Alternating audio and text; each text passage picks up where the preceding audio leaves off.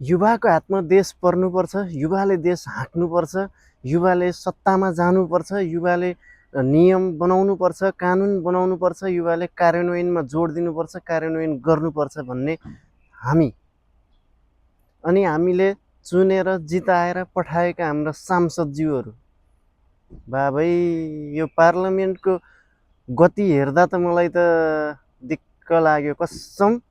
मैले ढाँटेको चाहिँ होइन, कक्षा 7-8मा पढ्ने विद्यार्थीहरूले आफ्नो वक्तृत्व कला अथवा हाजिरी जवाफ प्रतियोगितामा तपाईँहरूले भन्दा धेरै राम्रो कन्फिडेन्सका साथ आफ्नो विचार राख्न सक्छन्।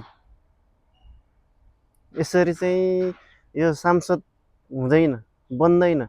देश हाँक्छु भनेर आँट गरेको मान्छे एउटा माइक हातमा परेपछि कपीमा लेखेको पनि अड्की अड्की डराई डराई बोल्नुपर्ने चाहिँ किन?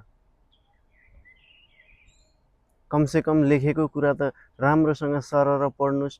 होइन भने त्यो आफ्नो मतदातालाई, आफूलाई अमूल्य मत दिनुभएका मतदातालाई धन्यवाद दिनको लागि मन्त्रीमण्डलमा मन्त्री चयन हुनुभएकाहरूलाई, मन्त्रीज्यूहरूलाई बधाई तथा शुभकामना दिनको लागि कपीमा नै लेखेर हेरेर भन्नुपर्छ जस्तो चाहिँ मलाई लाग्दैन।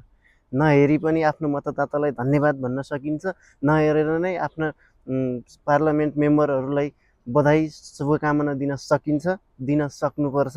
आफ्नो कतिपय धेरै 80% भन्दा धेरै मागहरू, आफ्ना ठाउँका मागहरूलाई आफ्नो तरिकाले त्यहाँ प्रस्तुत गर्न सकिन्छ, हेर्न जरुरी छैन।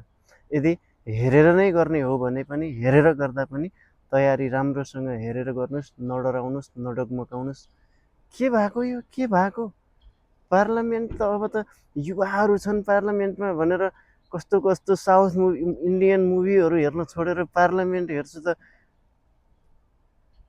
यो चाहिँ भएन। सुध्रिनुहोस्, आफ्नो नेतृत्वले सुधार्नुहोस्।